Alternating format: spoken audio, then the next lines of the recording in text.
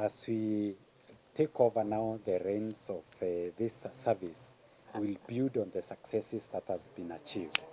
We are looking at one, modernization and mechanization of prison, farm, and industries.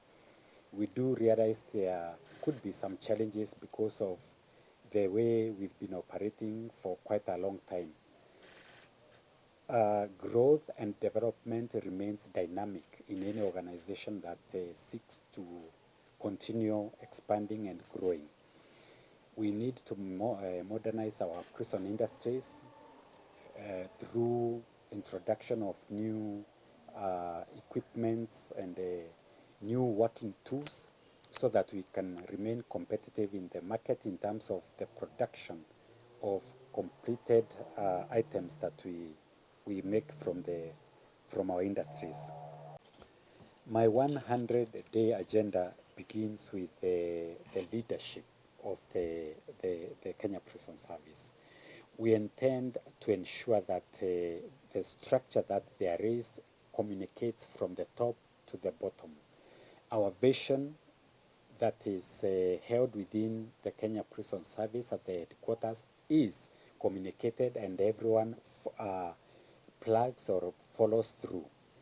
Number two, we want to ensure that we put structures in place to ensure review of our regulations and policies to ensure that we are in tandem with the implementation of the Maraga report. So Maraga report implementation, ourselves, the principal secretary, we are working towards to ensure that we achieve that because there are the timelines. That is core, and it will affect positively the way we operate and the way the management of the institutions, both the welfare of the staff and the welfare of the junior staff, and also the inmates, is being catered for. In terms of human rights issues, we are also building on capacity, and we want to ensure that every person, both staff and the inmates, understand the human rights issues. And as I conclude, we also want to look into the mental health of our officers, owing to the many challenges within the country, that we put in place and build on the programs in place already to ensure we handle and take good care of the mental health of our officers. There are some challenges in terms of congestion. At the moment, our population stands to about 62,000 against our holding capacity of 30,000.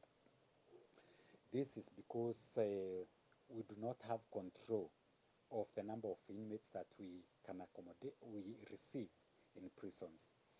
That being the challenge, what we are doing to ensure that we reduce the numbers is through using community service orders, review of cases through the judiciary, and of course ensuring that through the courts, they are also granting lower cash bails and bonds to ensure those who are facing trials, they can still proceed with their trials outside the prison. However, that being the case, it is still remains the fact that we are growing in terms of population as a nation. Crime also, we cannot say it has come down drastically. So we cannot hide the fact that there is need for us to expand our facilities through construction of new prisons, through modernization of the existing prisons, and through ensuring that because the crime has really changed, we also need to improve on the way we even handle the inmates that we have. Facilities that we want to come up with will have these components so that we ensure by the time an inmate leaves prison, for sure they are well trained. Of course, we have plans, approved ones for that matter, for the areas that we want to expand in terms of facilities.